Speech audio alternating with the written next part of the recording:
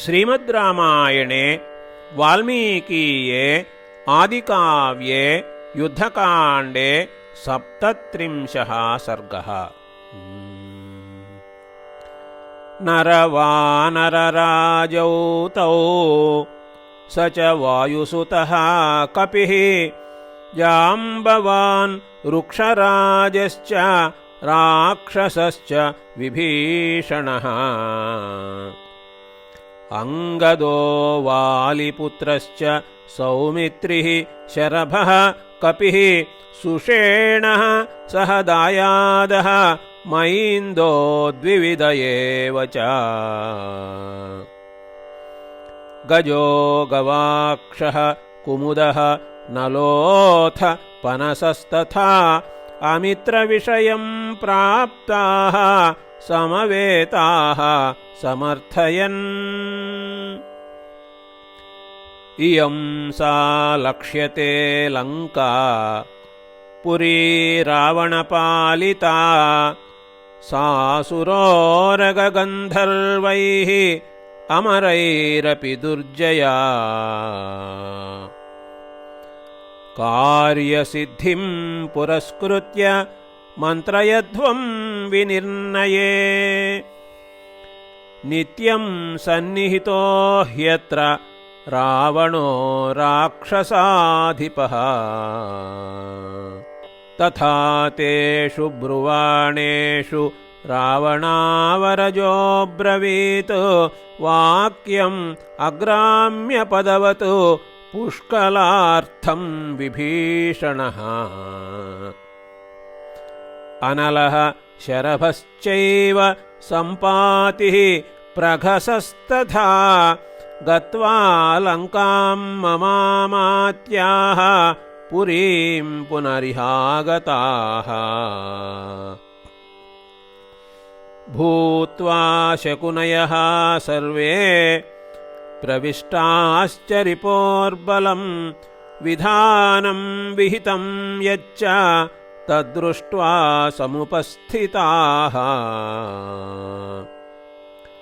संविधानं यदाहुस्ते रावणस्य दुरात्मनः राम तद्ब्रुवतः सर्वं यथा तत्त्वेन मे शृणु। पूर्वं प्रहस्तः सबलः द्वारमासाद्य तिष्ठति दक्षिणं च महावीर्यौ महापार्श्वमहोदरौ। इन्द्रजित् पश्चिमद्वारं राक्षसैर्बहुभिर्वृतः पट्टिसासि धनुष्मद्भिः शूलमुद्गरपाणिभिः। नानाप्रहरणैः शूरैः आवृतो रावणात्मजः। राक्षसानां सहस्रैस्तु बहुभिः शस्त्रपाणिभिः युक्तः परमसंविघ्नः राक्षसैर्बहुभिः वृतः। उत्तरं नगरद्वारं रावणः स्वयमास्थितः विरूपाक्षस्तु महता शूलखड्गधनुष्मता बलेन राक्षसैः सार्धं मध्यमं गुल्ममास्थितः। एतानेवं विधान् गुल्मान् लङ्कायां समुदीक्ष्यते मामकाः सचिवाः सर्वे पुनः शीघ्रमिहागताः। गजानां च सहस्रं च रथानाम् अयुतं पुरे हयानाम् अयुते द्वे च साग्रकोटिश्च रक्षसाम्। विक्रान्ता बलवन्तश्च संयुगेष्वाततायिनः इष्टा राक्षसराजस्य नित्यं येते निशाचराः। एकैकस्यात्र युद्धार्थे राक्षसस्य विशाम्पते परिवारः सहस्राणां सहस्रम् उपतिष्ठते। एतां प्रवृत्तिं लङ्कायां मन्त्रिप्रोक्तां विभीषणः एवमुक्त्वा महाबाहुः राक्षसांस्तान् अदर्शयत्। लङ्कायां सचिवैः सर्वां रामाय प्रत्यवेदयत्।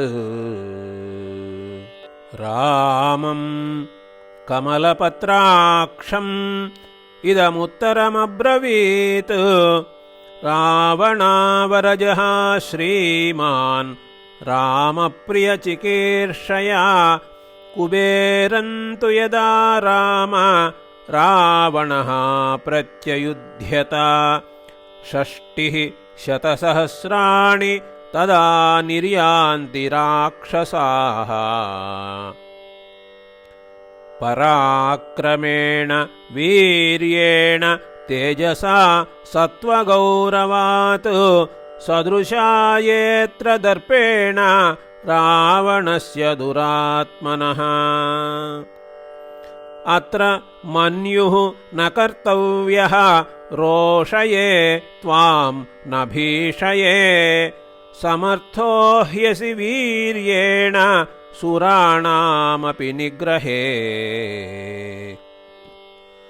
तद्भवांश्चतुरङ्गेण बलेन महतावृतः व्यूह्येदं वानरानीकं निर्मधिष्यसि रावणम्। रावणावरजे वाक्यम् एवं ब्रुवति राघवः शत्रूणां प्रतिघातार्थम् इदं वचनमब्रवीत्। पूर्वद्वारे तु लङ्कायाः नीलो वानरपुङ्गवः प्रहस्तप्रतियोद्धा स्यात् वानरैर्बहुभिः वृतः। अंगदो वालिपुत्रस्तु बलेन महतावृतः दक्षिणे बाधतां द्वारे महापार्श्वमहोदरौ। हनूमान् पश्चिमद्वारं निपीड्य पवनात्मजः प्रविशत्वप्रमेयात्मा बहुभिः कपिभिर्वृतः।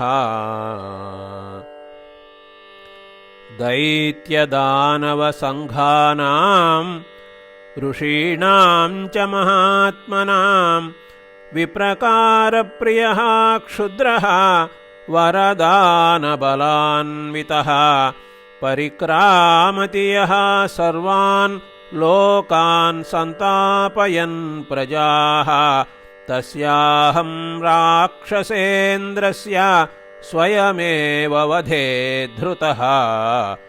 उत्तरं नगरद्वारम् अहं सौमित्रिणा सह निपीड्याभिप्रवेक्ष्यामि सबलो यत्र रावणः। वानरेन्द्रश्च बलवान् रुक्षराजश्च वीर्यवान् राक्षसेन्द्रानुजश्चैव गुल्मो भवतु मध्यमः। न चैव मानुषं रूपं कार्यं हरिभिराहवे येषा भवतु संज्ञानः युद्धेऽस्मिन् वानरे बले। वानरायेव नश्चिह्नम् स्वजनेऽस्मिन् भविष्यति वयं तु मानुषेणैव सप्त योत्स्यामहे परान्। अहमेष सह भ्रात्रा लक्ष्मणेन महौजसा आत्मना पञ्चमश्चायं सखा मम विभीषणः स रामः कृत्यसिद्ध्यर्थम् एवमुक्त्वा विभीषणं सुवेलारोहणे बुद्धिं चकारमतिमान्मतिम् रमणीयतरं दृष्ट्वा सुवेलस्य गिरेस्तटम् ततस्तु रामो महता बलेन प्रच्छाद्य सर्वां पृथिवीं महात्मा प्रहृष्टरूपोऽभिजगामलङ्कां कृत्वा मतिं सोरिवधे महात्मा। इति आर्षे श्रीमद्रामायणे वाल्मीकीये आदिकाव्ये युद्धकाण्डे 37 सर्गः।